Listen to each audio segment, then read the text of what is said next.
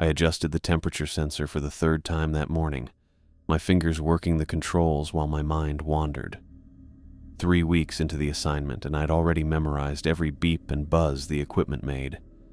The seismic monitors showed the usual nothing, just the occasional moonquake too small to matter caused by Earth's gravitational pull or the odd meteorite impact somewhere beyond our crater.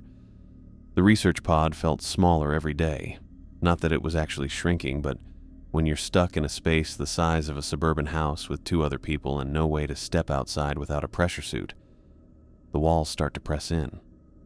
I'd known what I was signing up for. 6 months of isolation for a chance to put my name on groundbreaking lunar geology papers. Career advancement wrapped in aluminum and titanium. My workstation faced one of the reinforced windows. Beyond the triple-layered glass, the landscape never changed. Gray dust and black sky, stars that never twinkled because there was no atmosphere to make them dance. The crater wall rose in the distance, cutting a jagged line between surface and space. During my shift, I'd catch myself staring out there for minutes at a time, losing track of whatever data I was supposed to be recording. "Mitchell, you get those pressure readings logged yet?" Michael's voice carried from the command module. He had that military tone that made everything sound like an order, even when he was just asking a question. "Almost done," I called back, pulling my attention to the screen. The atmospheric sensors, what passed for atmospheric sensors when you're measuring near vacuum, showed the expected readings. A few stray hydrogen atoms, some helium from solar wind, trace amounts of other elements that barely registered. I typed the numbers into my log with practiced efficiency. The station's layout forced us into each other's space constantly. 3 modules connected by short corridors. The research pod where I worked, the command module where Michael spent most of his time, and the habitat module with our bunks, kitchen, and what we generously called a rec area. Sarah moved between all 3, keeping the machinery running that kept us breathing. I heard her before I saw her, the sound of someone crawling through the maintenance tunnel that ran above the corridor. A few seconds later, she dropped through the access hatch near my station, tools clanking on her belt. "Air scrubber in Corridor 2's making that noise again," she said, wiping her hands on her jumpsuit. "Fixed it for now, but we might need to swap it out next month." "That's the 3rd time this week," I said. "4th, actually. You were asleep for Tuesday's encore performance." Sarah pulled off her work gloves and stuffed them in her pocket. "How's the exciting world of pressure differentials?" "Thrilling as always. Did you know we had a 0.0003 Pascal increase in the last hour?" "Stop. You're making me dizzy with excitement." She glanced at my screen, then at the window. "You ever think about how weird it is that we can see stars during the day? There's no day here, just light and shadow. You know what I mean. Back home, even in the middle of nowhere, you need darkness to see stars like this. Here." She trailed off, and we both looked out at the cosmic display that never went away. The lunar surface around our station showed the damage from billions of years.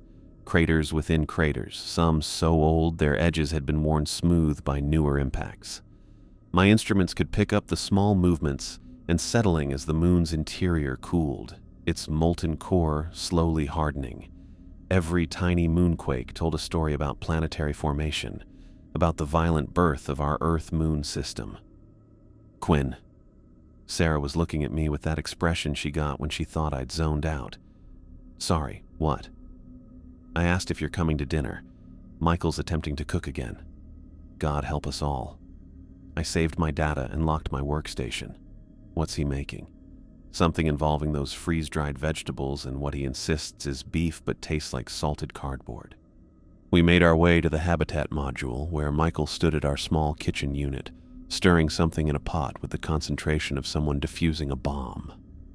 The smell wasn't encouraging. "Beef stew," he announced without looking up. "My grandmother's recipe, adapted for lunar limitations." "Your grandmother had access to freeze-dried meat and recycled water?" Sarah asked, sliding into one of the 4 chairs around our small table. I took the seat across from her. "The principles remain the same. Michael said. He brought the pot to the table and served us each a portion that looked like brown paste with chunks. Meat, vegetables, heat. Simple. It tasted exactly as bad as it looked, but we'd all learned not to complain about food. When your options were limited to whatever fit on the supply rockets, you ate what you got and tried not to think too hard about what you were missing. Message window opens in 2 hours, Michael said between bites. Anyone have personal transmissions? Just my weekly check-in with the department, I said. 3 paragraphs about how normal everything is. My sister's birthday was last week, Sarah added. Figured I should say something, even if she won't get it for 4 hours. The communication delay was one of the hardest adjustments. On Earth, you could call someone and hear their voice immediately. Here, every message traveled up to the orbital station, got relayed when Earth was in view, then transmitted down. 4 hours minimum, each way. Conversations became monologues, separated by 8-hour gaps. After dinner, we went through our evening routines. Sarah checked the water recycler and oxygen generators. Michael reviewed the next day's scheduled tasks and communication priorities. I returned to my station to compile the day's data into transmittable packets. The work was boring, but necessary. Every measurement, every reading contributed to our understanding of lunar conditions. Future colonists would rely on our research to know where to build, how deep to dig, what resources they could extract from the regolith. I reminded myself of this whenever the boredom threatened to overwhelm me. By 2100 hours, we kept Earth time to maintain some sense of normalcy. I was ready for bed. The Habitat module's sleeping quarters consisted of 3 small bunks with privacy curtains. Not exactly luxury accommodations, but after a full shift, exhaustion made any horizontal surface feel like a 5-star hotel. I lay in my bunk listening to the station's nighttime sounds. The buzz of the air recycler, the occasional creak as metal expanded or contracted with temperature changes, Sarah's quiet snoring from the next bunk. Outside, the lunar surface waited in its eternal silence, unchanged for millions of years, except for the occasional impact or the tiny vibrations my instruments detected. 3 weeks down, 21 to go. I closed my eyes and tried not to count the days. The next morning arrived like all the others, my alarm pulling me from dreams of Earth beaches and real food. I dressed in a clean jumpsuit from my limited wardrobe and made my way to the kitchen unit. Michael was already there, nursing coffee that barely deserved the name. "Morning," he said without looking up from his tablet. Orbital station confirmed receipt of yesterday's data packets. No issues. Good. I poured myself a cup of the brown liquid we called coffee and sat down. Anything interesting in the overnight readings? Sarah flagged a minor temperature spike in the solar array, but it self-corrected. Probably just a shadow shift.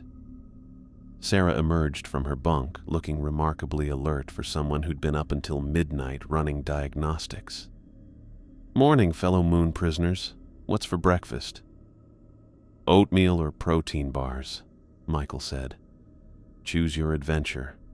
"Oatmeal it is." She grabbed a packet and added hot water from the dispenser. "Quinn, I need to run a diagnostic on your seismic sensors today. Should only take an hour." "That's fine. I've got plenty of atmospheric data to process." We ate in comfortable silence, the kind that happens when people share close quarters long enough. No need for small talk or forced conversation. We'd already covered most topics during our first 2 weeks. Our backgrounds, why we'd volunteered for this mission, what we missed most about Earth. Now we saved our words for when they mattered. After breakfast, I went back to my station. The morning routine never changed.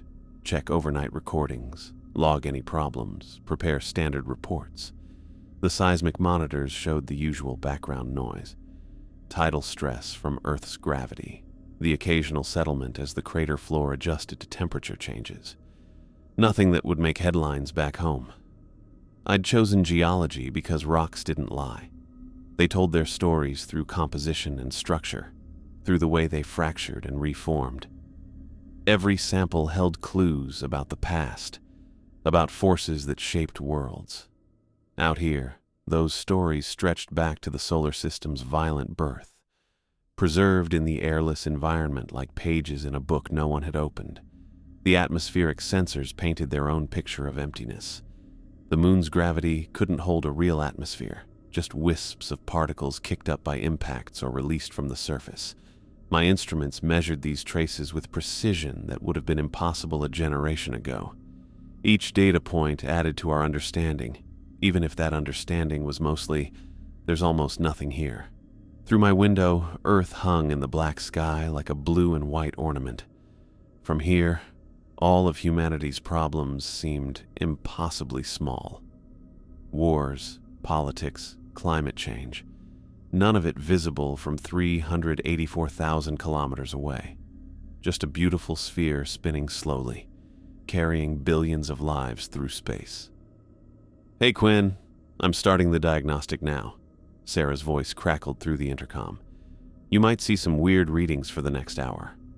Copy that." I watched my screens flicker as she ran her tests. The sensors went through their calibration cycles, briefly showing impossible readings before returning to baseline, a necessary disruption to ensure accuracy. While Sarah worked, I organized my research notes. 3 weeks of observations had generated hundreds of pages of data, all waiting to be analyzed and interpreted. The published papers would be dry reading, tables of numbers, graphs showing small variations, conclusions hedged with scientific uncertainty. But hidden in those numbers might be insights that would help humanity take its next steps beyond Earth. "Diagnostic complete," Sarah announced. "All sensors showing nominal. You're good to go." "Thanks." I reset my displays and watched the normal readings resume. Temperature, minus 173 Celsius in shadow. Pressure, effectively 0. Radiation, enough to kill an unprotected human in minutes. The moon didn't forgive mistakes. Michael's voice came over the general comm. "Staff meeting in 5 minutes. Habitat module." I saved my work and made my way to our common area. These weekly meetings were Michael's way of keeping structure, making sure we stayed focused on our mission even with the isolation. Sarah was already there, sprawled in one of the chairs with her tablet.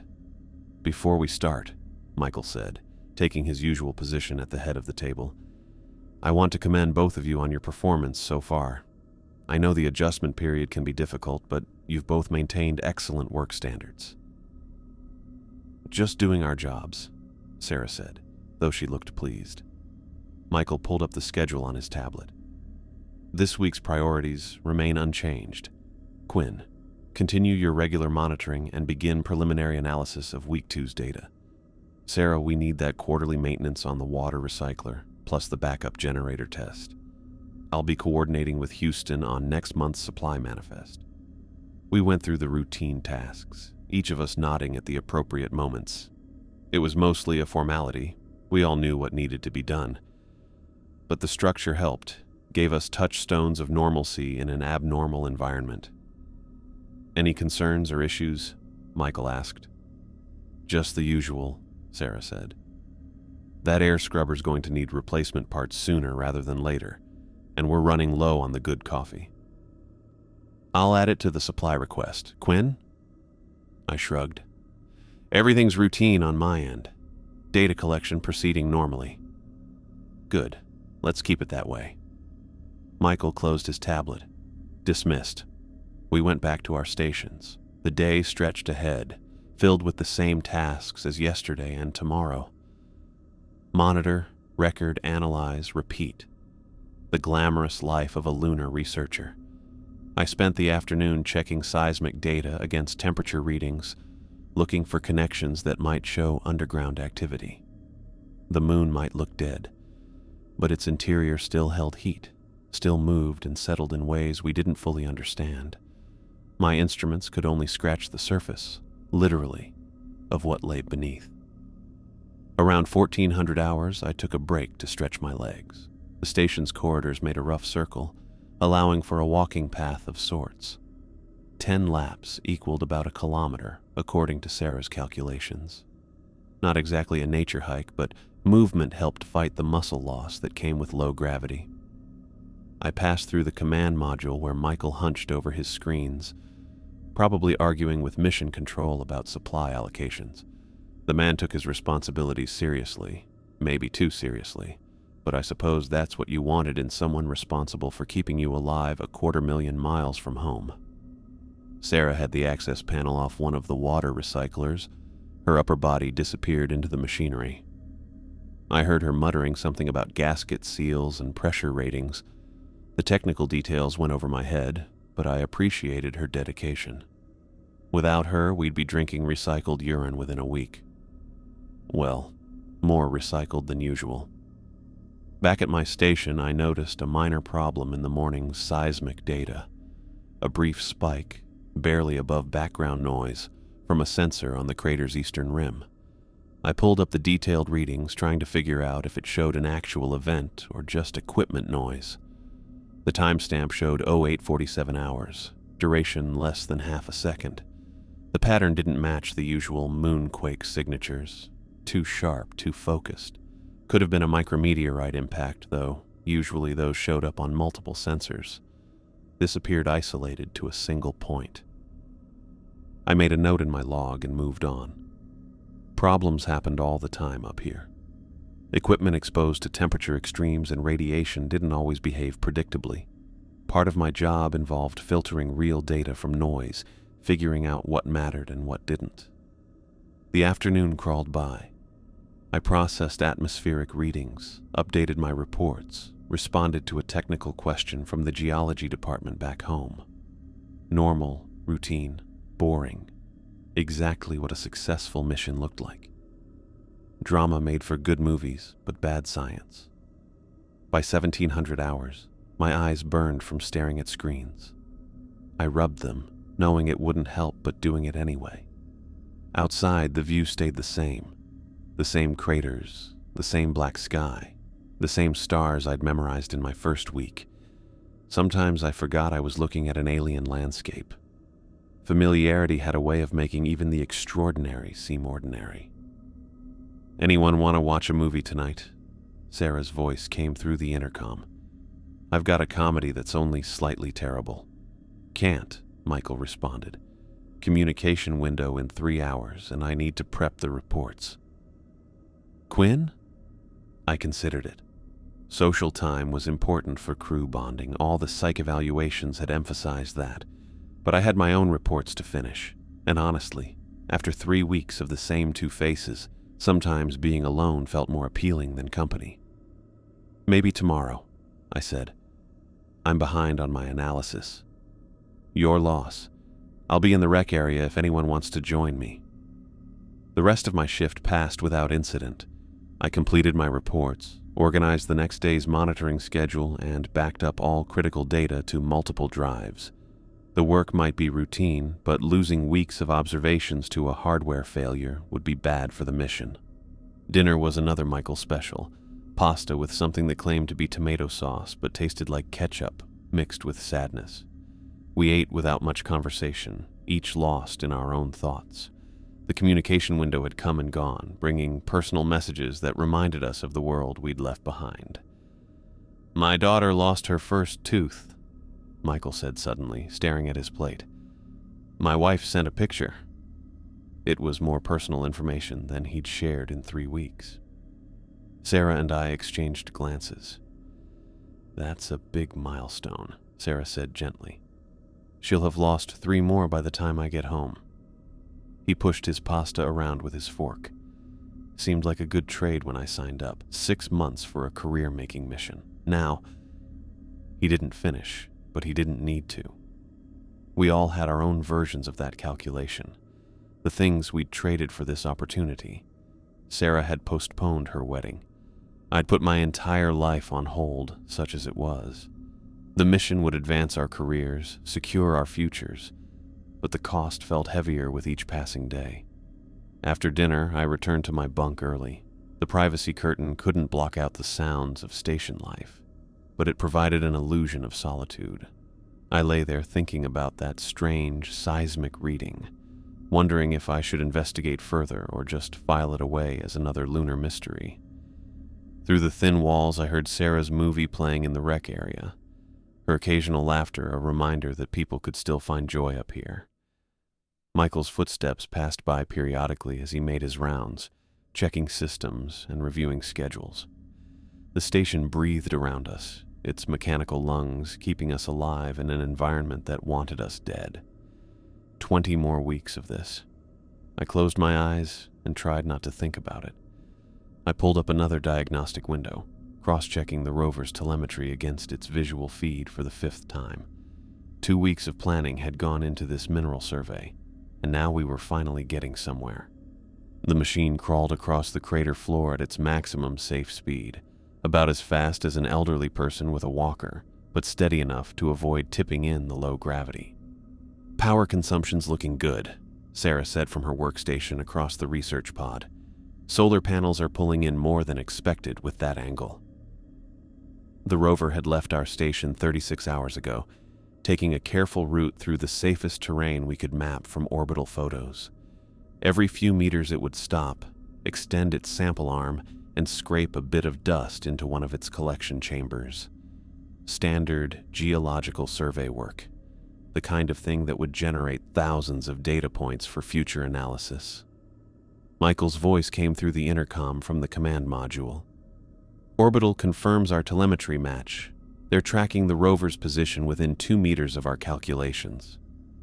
I watched the main camera feed as the landscape rolled by in slow motion. The same gray dust and old rock we'd been staring at for 5 weeks now, broken only by the occasional crater or boulder field. The mineral signatures that had triggered this whole expedition showed up about 8 kilometers ahead, unusual concentrations of titanium and rare earth elements that didn't match the surrounding geology.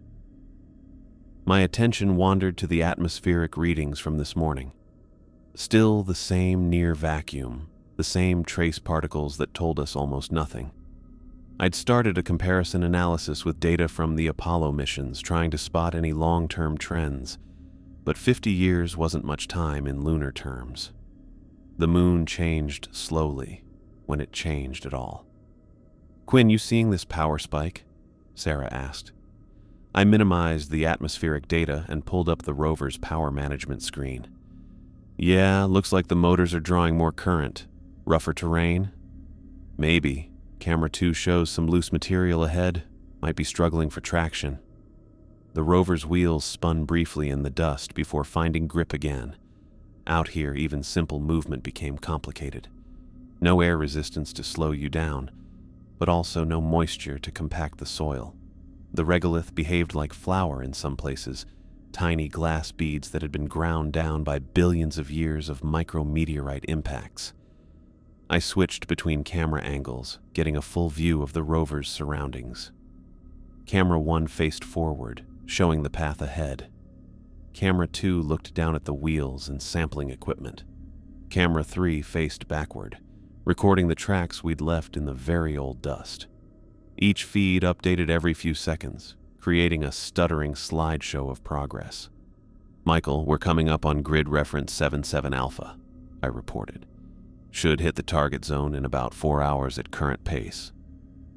"Copy that. Orbital wants a full spectrum analysis when we get there. They're particularly interested in the titanium concentrations." I made a note in my log and went back to monitoring. The work required patience more than skill, watching screens, checking systems, making minor adjustments when needed. Not exactly the groundbreaking science I'd imagined when I signed up, but necessary all the same. Every great discovery started with tedious preparation. Sarah got up from her station and stretched, her back popping audibly. "I'm grabbing coffee. Want some?" "Please. The usual swamp water is fine." She headed toward the habitat module while I continued my watch. The rover had entered a relatively flat area, making better time across the smooth surface. Its track stretched behind it, the only sign of human activity in this particular patch of moon. I'd been running comparison analyses between our current location and the Apollo 17 landing site, trying to understand the regional geology. The moon might look uniform from Earth, but up close, each area had its own character. Our crater showed signs of relatively recent impact, recent meaning within the last 100 million years. The mineral signatures we were investigating might be debris from whatever had created this bowl-shaped depression in the lunar surface. Sarah returned with 2 cups of our terrible coffee. She set mine on the desk and settled back at her station. Any problems? Smooth sailing. We might actually make the schedule for once. Don't jinx it. The afternoon wore on. I processed more atmospheric data, compiled notes on the rover's traverse, and tried not to think about how many more weeks we had left. The isolation had settled into routine, but that didn't make it easier. Every day felt like the last one, bleeding into an endless cycle of work, eat, sleep, repeat. Around 3 p.m., something changed on the rover's forward camera. At first, I thought it was a shadow, the angle of Earthshine playing tricks with the terrain. But as the rover continued forward, the dark shape didn't move like a shadow should. Sarah, look at camera 1. She pulled up the feed on her screen. What am I looking at? That dark area ahead. See how it's not moving with the rover's position? Could be a cliff face or cave entrance. The lighting out here can be weird. I zoomed in on the image, but the rover's cameras weren't designed for long-distance detail. The shape stayed unclear, a black smudge against the gray landscape. According to our maps, this area should be relatively flat with no major geological features. Michael, we're seeing something unexpected on visual, I called through the intercom. Large, dark object, approximately 2 kilometers ahead of the rover's current position. Define object. Unknown. It's not on our survey maps. Could be a geological formation we missed, but I hesitated, not wanting to sound alarmist. It looks artificial, too regular. I heard Michael's sigh through the comm. Artificial how? Geometric, vertical, like a building or monument. On the moon. I know how it sounds, but look at the feed. A pause, then, I'm looking. It's probably a rock formation catching shadow.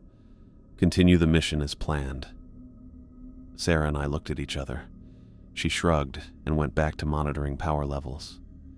I kept my eyes on camera 1, watching the shape get bigger as we got closer. The rover stopped for another sample collection, its arm extending to scrape the surface. The routine operation took 12 minutes. Extend, scrape, retract, seal the sample chamber. While it worked, I went through all our instruments, trying to get more information about whatever was ahead. The geological scanners showed nothing unusual. Density readings showed normal regolith and bedrock. Temperature sensors picked up the expected range for this time of lunar day. But the cameras kept showing that black shape getting clearer with each meter of progress. Quinn, I'm getting some weird feedback on the spectrometer, Sarah said, like it's trying to analyze something but can't get a lock. I pulled up the spectrometer data. The instrument was designed to identify mineral composition by analyzing reflected light, but the readings showed nothing. Not empty space, not error codes, just an absence of data where the dark object should be. Run a diagnostic? Already did. Everything's functioning normally. Sarah frowned at her screen. It's like the spectrometer can't see what the cameras are showing. The rover finished collecting its sample and started moving again.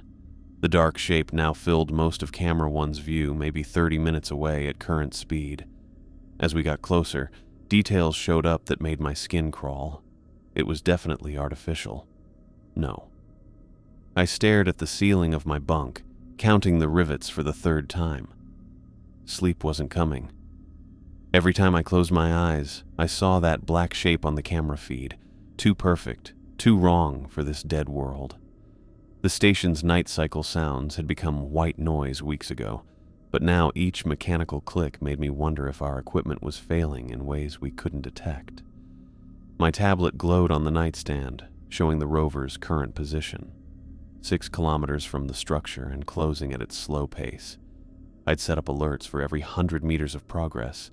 Each I reached for my tablet before my feet hit the floor, checking the rover's overnight progress.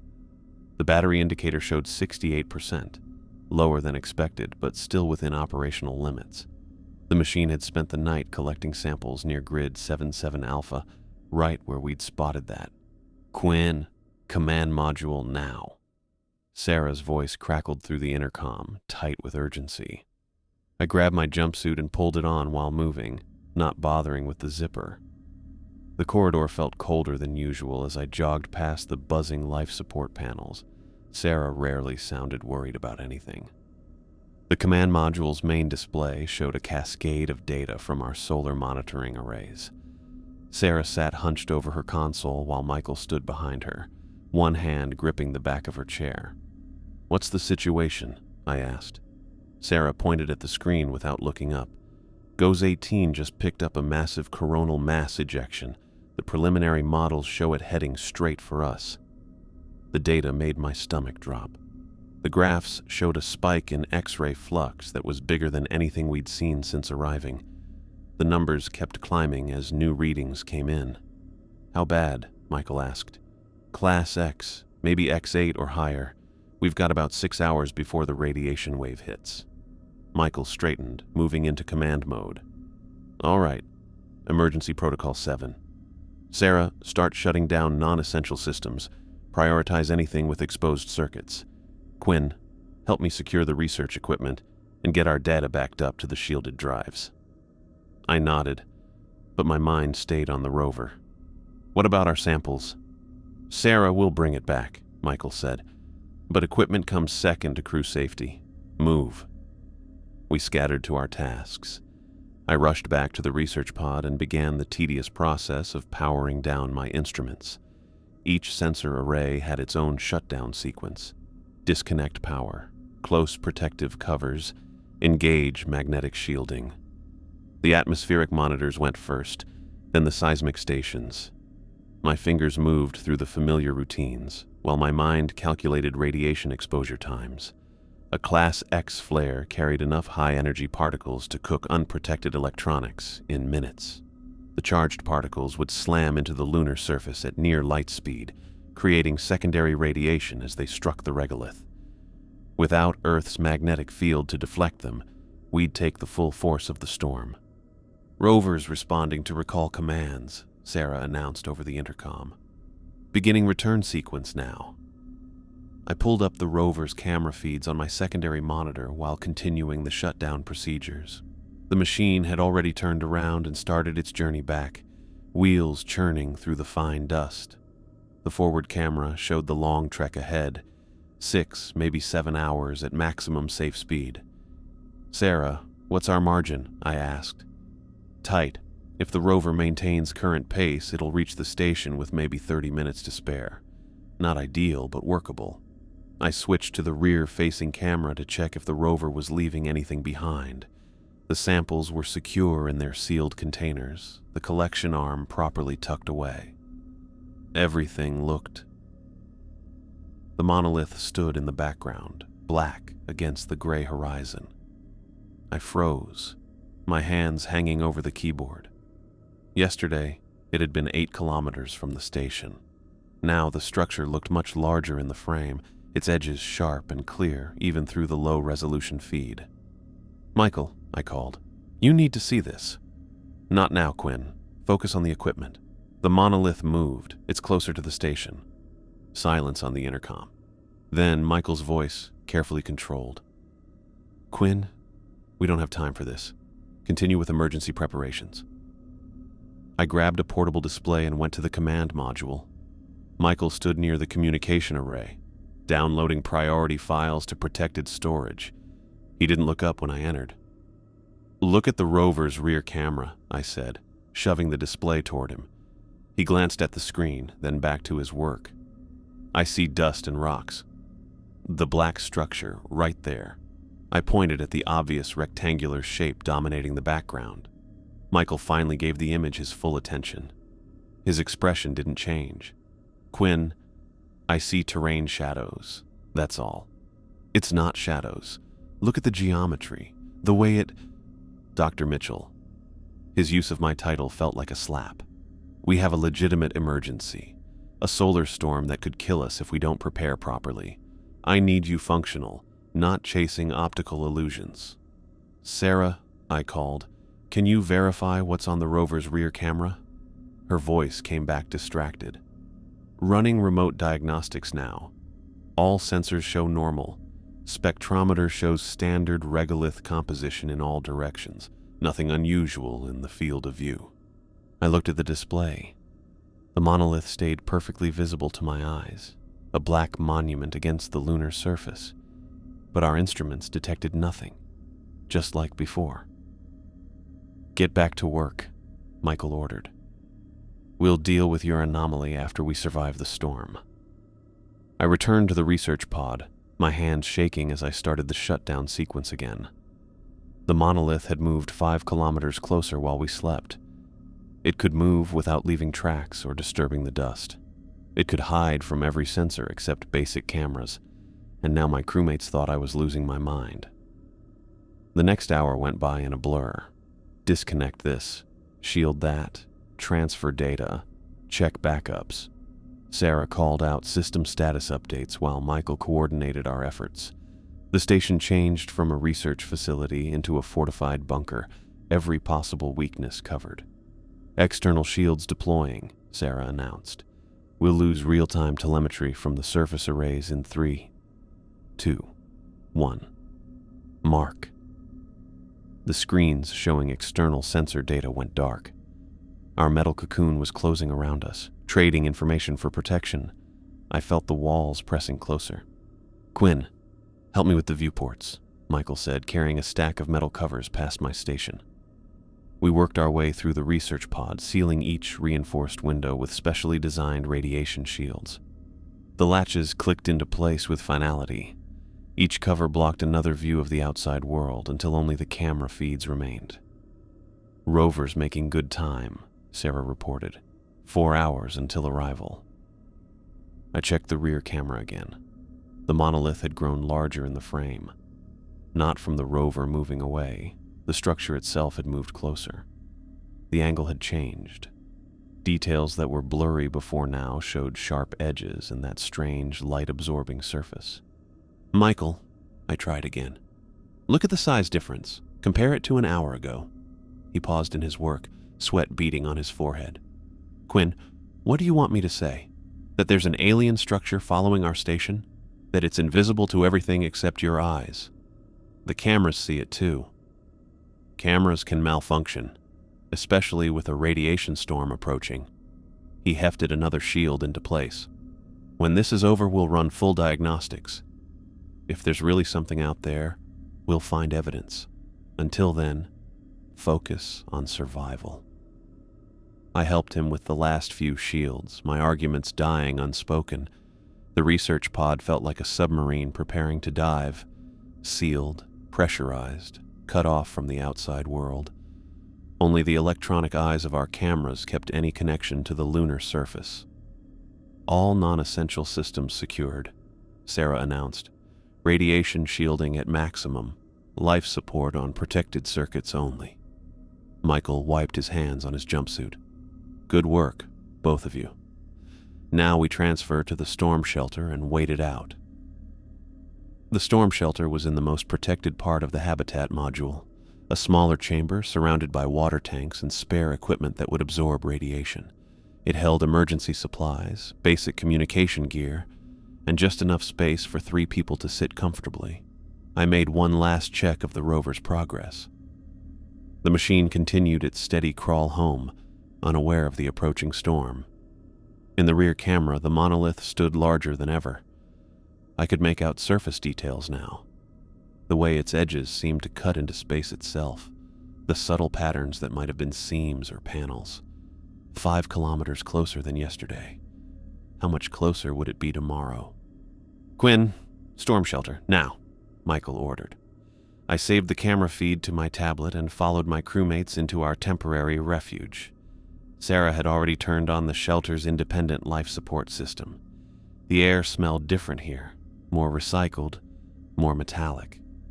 3 hours until impact, Sarah said, checking her instruments. The rover should make it back with time to spare. We settled onto the bench seats, 3 people in a space barely bigger than a closet. Michael looked over emergency procedures on his tablet. Sarah watched the system status. I saw the monolith get bigger in the rover's rear view, a black shadow moving across the dead landscape toward our small shelter. The solar storm came at us fast. The air recycler in the storm shelter made a grinding noise I'd never heard before. I checked my watch. 2 hours and 43 minutes since we'd sealed ourselves in. Sarah sat cross-legged on the floor, tablet balanced on her knees as she watched the rover's progress. Michael leaned against the water tanks, eyes closed but not sleeping. 1 hour until the radiation hits, Sarah said without looking up. Rover's still on track. I refreshed the camera feed on my own tablet. The monolith filled more of the frame now, its black surface somehow darker than the space behind it. No one else seemed to see what I saw. To them, it was just empty lunar landscape. The first sign came through Sarah's instruments, a spike in the magnetometer readings from our remaining surface sensors. She sat up straighter, fingers flying across her screen. "It's starting," she said. "Leading edge of the particle stream just hit the far side." Michael opened his eyes and moved to look over her shoulder. I watched the numbers climb on her display, each tick representing millions of charged particles slamming into the moon at incredible speeds. The station groaned. Not the familiar settling sounds I'd grown used to over the past weeks, but a deeper vibration that came up through the floor. The lights flashed once, steadied, then flashed again. "Primary power's fluctuating," Sarah said, already pulling up system diagnostics. "Circuit breakers are..." The lights went out. Emergency lighting kicked in a second later, covering us in red. The storm shelter's independent systems buzzed to life, taking over from the main grid. Sarah's face looked ghostly in the red light as she worked her tablet, trying to access station controls. "Can't reach the main systems," she said. "Too much interference." Another vibration, stronger this time. Something in the walls made a sharp cracking sound. Michael grabbed a handhold as the floor seemed to move slightly. "That's not possible," he said. "We're on solid rock." "Thermal expansion," Sarah explained, not looking up from her work. "The radiation's heating the station's exterior unevenly, metals expanding at different rates." I tried to access the external cameras through my tablet, but half the feeds showed static. The few that still worked displayed a light show unlike anything in the training simulations. Streaks of charged particles struck the regolith, creating brief flashes as they discharged. The very surface of the moon seemed to glow with a strange phosphorescence. "Life support's struggling," Sarah announced. "The backup circuits are holding, but barely. I need to get to the habitat module's manual controls." "Negative," Michael said. "Nobody leaves this shelter until the storm passes. If we lose life support, we have emergency reserves in here. We wait." Sarah's jaw tightened, but she kept working. I watched another camera feed die, the image breaking apart into multicolored snow before going black. One by one, our eyes on the outside world were closing. The rover's signal disappeared 20 minutes into the storm. One moment Sarah had telemetry, the next her screen showed connection lost. 2 kilometers out, she muttered. It was so close. "Equipment can be replaced," Michael said. "Not out here. Not without communication with Earth." That's when I noticed the pattern in the failing cameras. They weren't dying randomly. The feeds showing the direction of the monolith had failed first, then the ones with views around the edges. Whatever was happening out there, it was focused on that black structure. Another shake ran through the station. This time I heard something give way. A metallic shriek followed by the hiss of escaping air. The pressure alarm went off immediately. "Hull breach," Sarah said, her voice steady despite the circumstances. "Looks like research pod, section 2. My blood ran cold. That was right next to my equipment. All my data, all the evidence I'd collected about the anomalies. "It's minor," Sarah continued.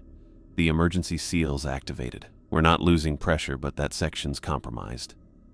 For the next 2 hours, we sat in that red-lit chamber while the storm hit outside.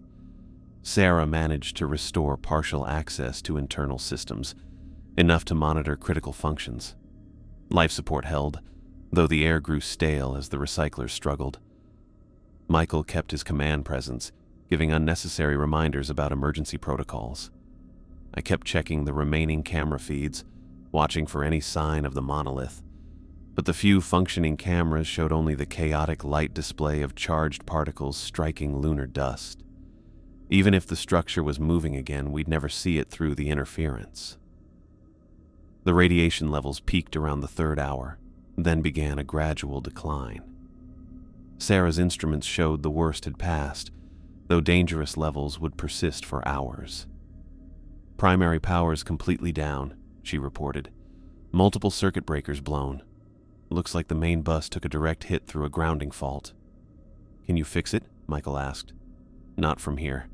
I'll need to access the power distribution center once it's safe." "How long?" 6 hours minimum before radiation drops to workable levels. Maybe 8 to be safe." Michael nodded. "What about communications?" Sarah pulled up another diagnostic screen. Her expression told me everything before she spoke. "The primary array is not responding at all. Backup systems are showing massive interference. I can't even get a carrier signal. So we're cut off," I said. "Until I can run diagnostics and start repairs, yes." Michael stood, pacing the small space. 3 steps one way, 3 steps back. "All right, priority 1 is life support. Priority 2 is power. Communications comes third. Sarah, I want a complete damage assessment as soon as radiation levels permit." "What about the rover?" I asked. "The samples?" "Later. We secure the station first." I wanted to argue. Those samples might hold answers about the unusual mineral concentrations, maybe even explain the monolith's presence. But Michael's expression left no room for discussion. We spent another hour in the shelter, waiting for Sarah's instruments to show safe radiation levels. When we finally came out, the station felt different. Emergency lighting lit up the hallways. The usual background noise of electronics had been replaced by the heavy breathing of backup systems. Sarah went straight to the power distribution center. Michael went to the command module to try manual communication protocols.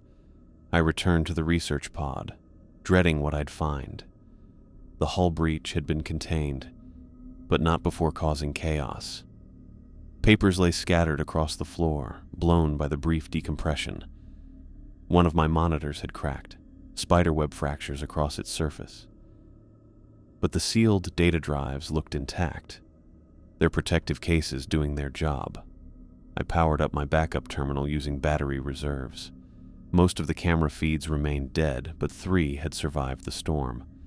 I cycled through them, searching the horizon. The monolith was gone. I checked each angle, enhanced the images, looked for any trace of that black structure. Nothing. The lunar landscape looked exactly as our map said it should. Empty. Very old. Untouched. "Quinn, I need your help." Sarah's voice came through the intercom, static heavy but audible. I found her in the power distribution center, surrounded by opened panels and exposed circuitry. Scorch marks showed where several breakers had failed catastrophically. "Hold this," she said, handing me a diagnostic meter. "I need to trace which circuits are still viable." We worked in silence for an hour, checking the damage. 3 of the main power buses had failed completely. A 4th showed on and off function.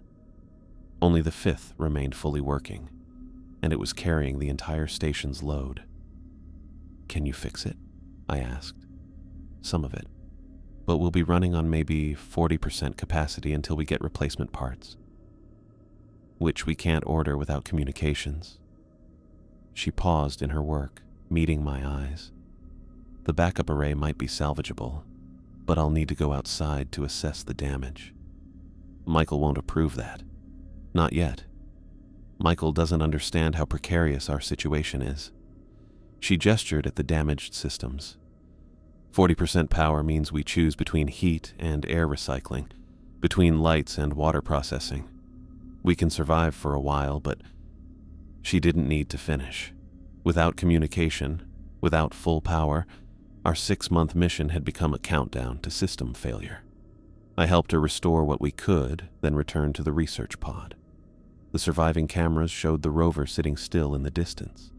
A small dot 2 days of watching Sarah work her magic with burned circuits and melted components had given me something close to hope. She'd been living in the power distribution center, coming out only for meals and brief naps, her fingers stained with solder flux and her eyes bloodshot from focusing on tiny connections. I handed her another protein bar as she stripped insulation from a salvaged wire. "Any progress on the communication array?" "Primary transmitters completely fried," she said, not looking up from her work. "The storm sent a surge straight through the main bus, but I think I can jury-rig something using the backup systems if I can get to the external connections." Michael appeared in the doorway carrying a stack of inventory tablets. We'd been cataloging every resource in the station: food, water, oxygen, medical supplies. The numbers weren't terrible, but they assumed regular resupply missions that we couldn't request without communications. "Life support's holding at 38% efficiency," he reported. "We can maintain current consumption for maybe 3 months before things get critical." "Won't matter if we can't tell Earth we're alive," Sarah said. She set down her tools and stretched, vertebrae popping audibly. "I need to check the external antenna connections. The diagnostics show intact circuits up to the hull penetration, which means the problem's outside." Michael's expression tightened. "Radiation levels are still elevated out there." "Within suit tolerances. I'll keep the exposure under 2 hours." Sarah was already moving toward the airlock, her mind made up. "Quinn, can you monitor from the command module?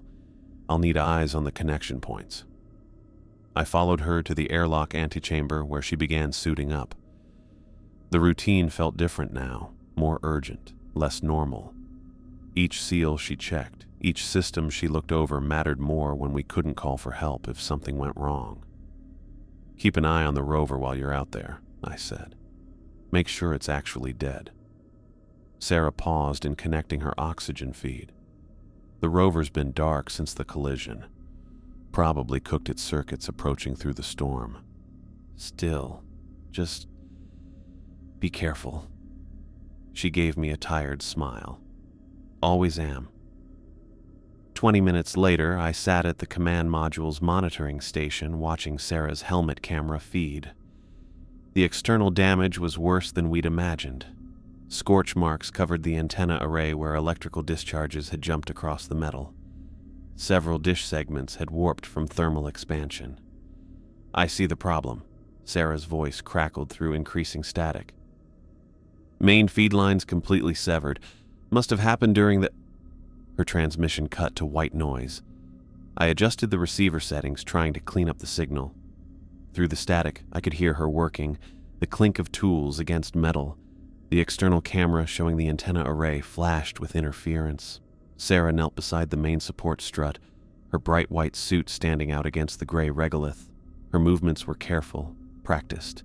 She'd done dozens of external repairs over the years. Movement caught my eye on another monitor. I'd set up a feed to watch the dormant rover, still sitting where it had died 2 kilometers from the station. The camera showed... No, that couldn't be right. The rover's status lights had turned on.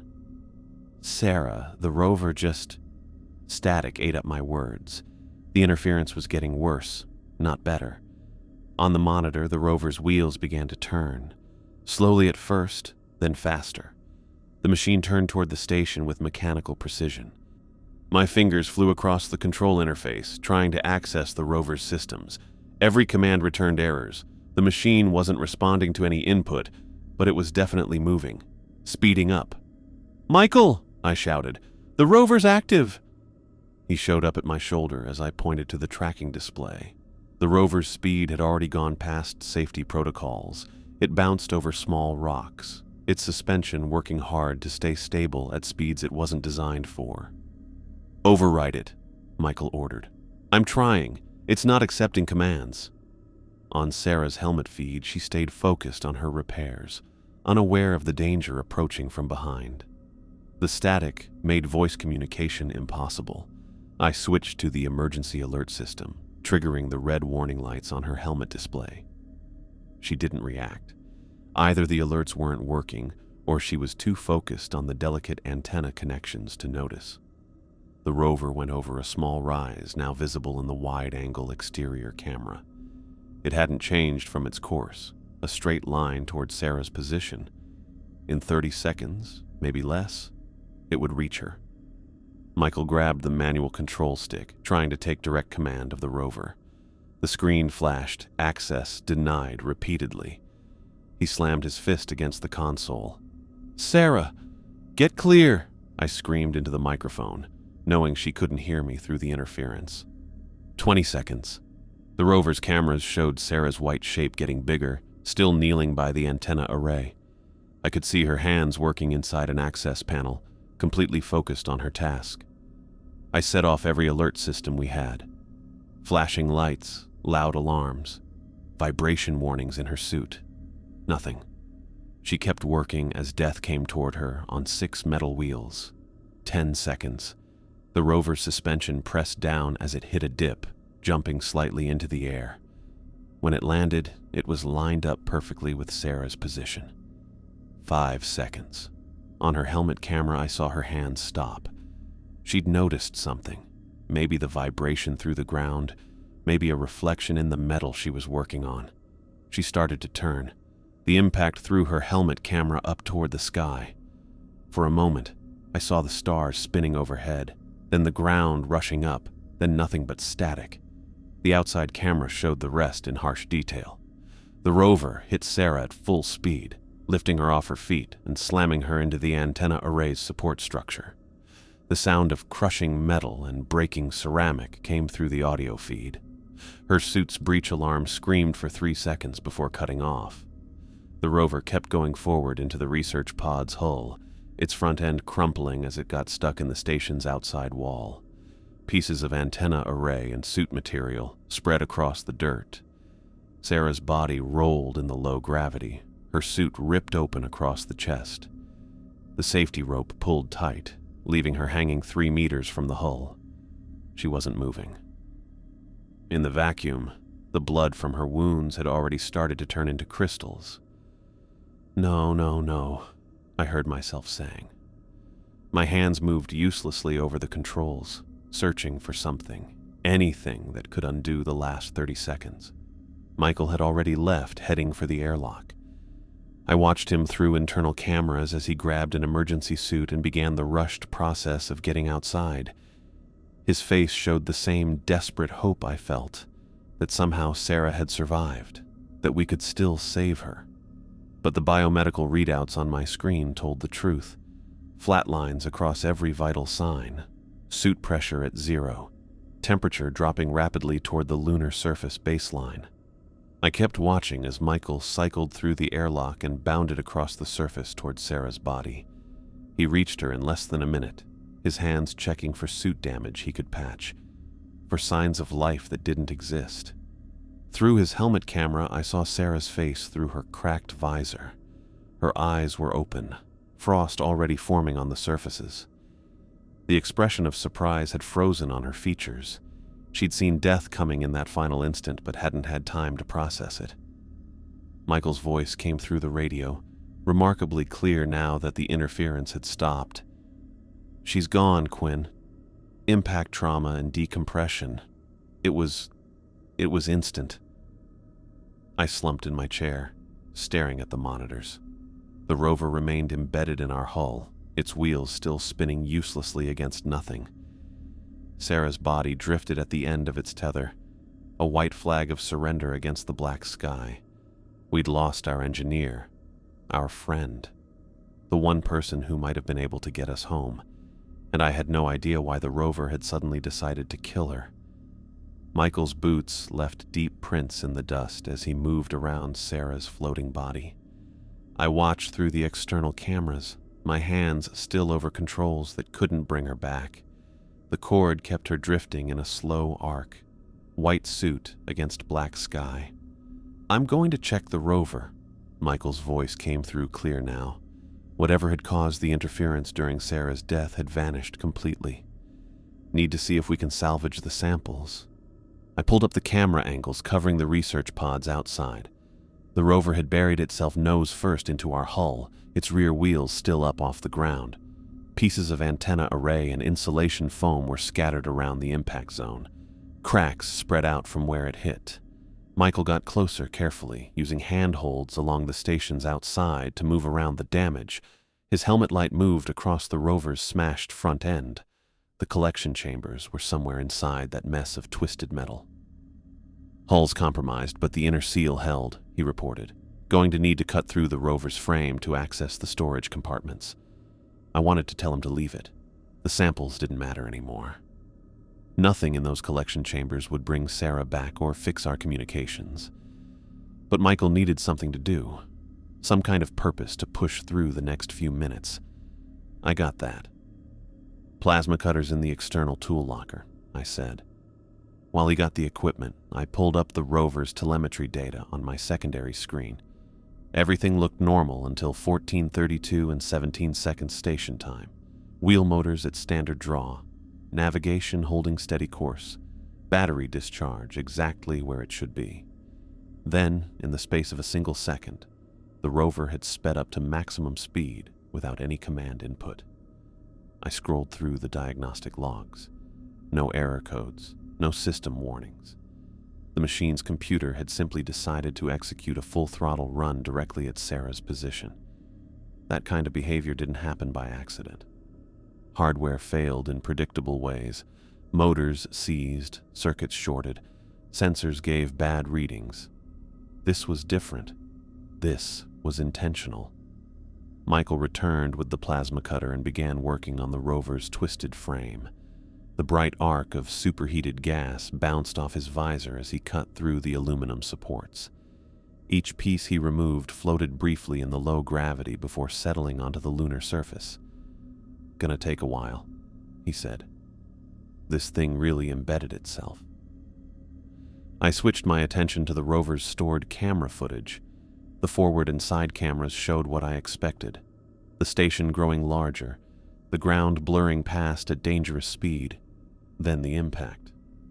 But we'd kept recording on all channels, including the rear-facing camera.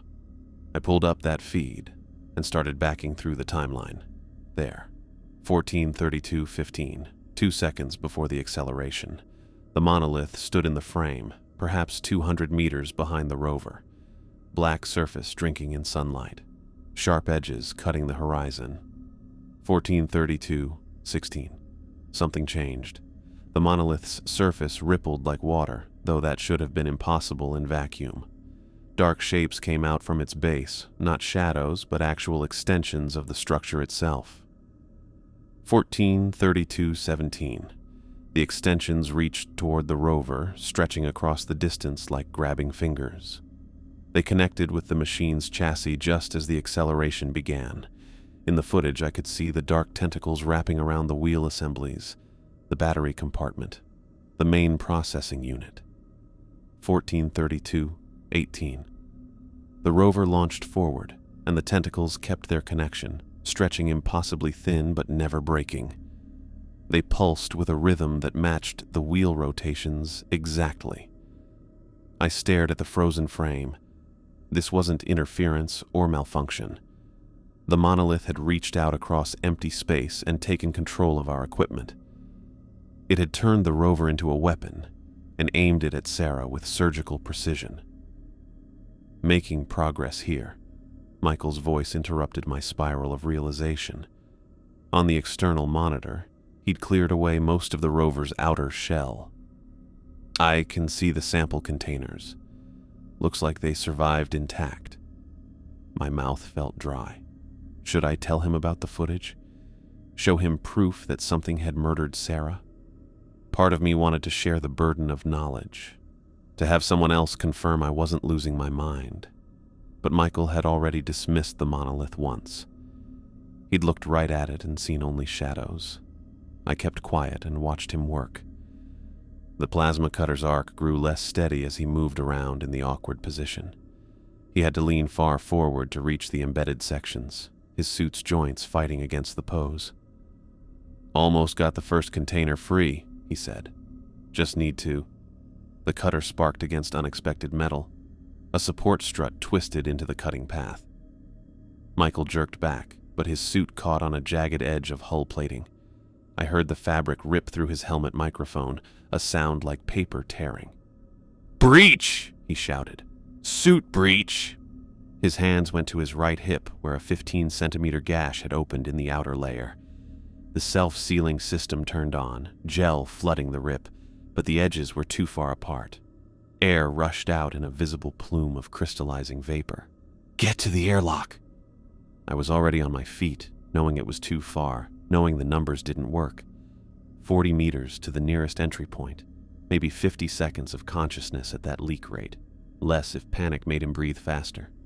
Michael tried to cover the rip with his hands, but the pressure pushed them away. He took 2 stumbling steps toward the airlock before his knees gave out. In lunar gravity, he fell slowly, hands still clutching at the widening hole in his suit. "Can't." His voice came out strangled. "Quinn." I watched him collapse onto his side, then onto his back. His helmet hit the ground and sent up small clouds of dust. The leak slowed as pressure balanced out. His hands fell away from the rip, floating in the weak gravity. "Michael!" I kept calling his name even though the biomedical readouts had already flatlined. Heart rate 0, suit pressure 0, brain activity 0, 2 bodies now. Sarah, hanging from her tether, Michael sprawled beside the rover he'd been trying to fix. The plasma cutter had shut off automatically when he released it, its safety protocols more reliable than our own. I slumped back in my chair. The command module felt enormous and empty. Every small sound, the buzz of electronics, the whisper of air circulation, seemed louder in the sudden solitude. I was alone. Completely, utterly alone, with failing systems and no way to call for help. But I wasn't done reviewing the footage. I returned to the rover's rear camera and advanced the timeline past the impact. The recording had continued for several minutes before power failure. The monolith remained in frame, its dark tendrils still extended but no longer connected to anything. They wavered like seaweed in an invisible current. Then they began to retract. Slowly, deliberately, the extensions pulled back into the main structure. The monolith's surface smoothed and stilled. For a moment it stood there exactly as I'd first seen it. Black, geometric, impossibly perfect. The final frames showed it starting to sink into the regolith. Not falling or tilting, but descending straight down as if the solid rock had become liquid. By the time the camera died, only the monolith's upper edge remained visible. I cross-referenced the timestamp with our seismic sensors. Nothing. No ground vibration, no displacement of material, no indication that tons of rock had suddenly moved position. The monolith had murdered my crewmates and vanished without leaving a single trace except the visual record. I pulled up every camera feed we had, searching for any sign of the structure. The lunar surface stretched empty in all directions. Gray dust and old craters under star-filled sky. No geometric shadows, no impossible monuments. Just the bodies of my colleagues and the wreckage of our mission. The entity had gotten what it wanted. We were cut off from Earth, our ability to report its existence destroyed along with our communications array. It had removed the 2 people most capable of repairing our systems, and it had left me alive, the only one who'd truly seen it, the only one who understood what had happened. I sealed the command module's door and began a systematic review of our remaining resources. Food for one person might stretch 4 months if I rationed carefully. Water recycling still functioned at reduced efficiency. Oxygen production would continue as long as I had power. The monolith had been precise in its attacks. It had killed my crewmates, but left me with just enough functionality to survive. Not to thrive, not to escape, but to continue existing in this tomb of metal and regolith. I understood its message perfectly. I was meant to live with this knowledge, isolated and disbelieved, until either the systems failed or help arrived to find a madwoman ranting about alien monuments, the perfect witness to an impossible crime. I spent the next 24 hours hunched over the command module's workstation, cycling through every byte of data we'd collected since first spotting that black shape on the horizon. My eyes burned from staring at screens, but I couldn't stop. Each new detail I uncovered painted a clearer picture of what we were dealing with, and how completely outmatched we were. The pattern came out slowly. Our instruments had been selectively blind to the monolith's presence. Seismic sensors that should have detected its movement through solid rock showed nothing. Spectrometers that analyzed every mineral within their range returned null readings where the structure stood. Even the density measurements came back as if that space contained only vacuum.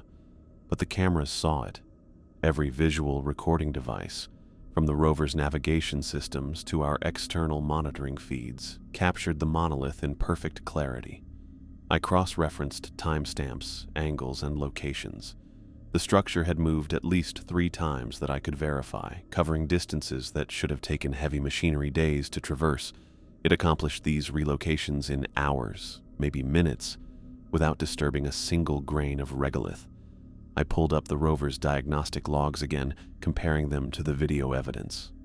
At 2:32 p.m. and 17 seconds, the machine had accelerated from standard operating speed to maximum velocity in less than a second. No gradual ramp-up, no power curve, just instant acceleration that should have blown every safety protocol in its programming. The rear camera footage showed why. Those dark extensions reaching from the monolith's base weren't shadows or video artifacts. They were physical connections that had somehow interfaced with our equipment at a level beyond simple mechanical control. The rover's processors had been overridden, its safety limiters bypassed, its targeting systems given new parameters. Sarah's exact position. My hands shook as I reviewed Michael's death.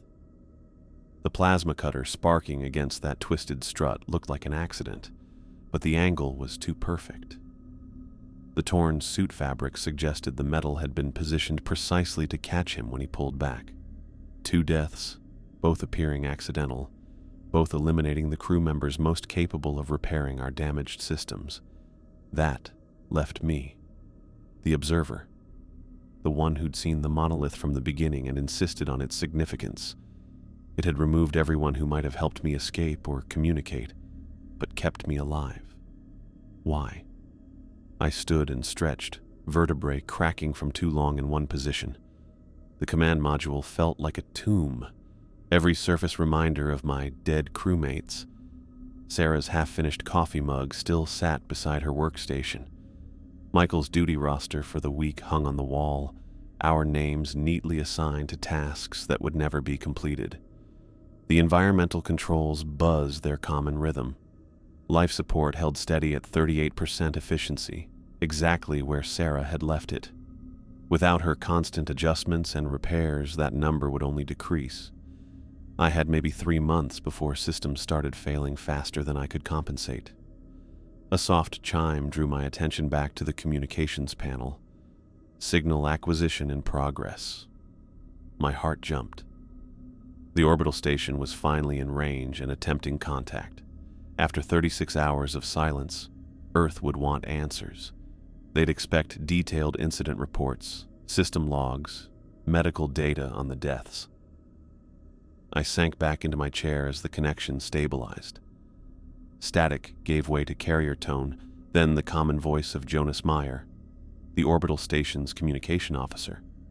Lunar Station 3. This is orbital control. Do you copy? We've been trying to reach you for 36 hours. Please respond. My finger hung over the transmit button.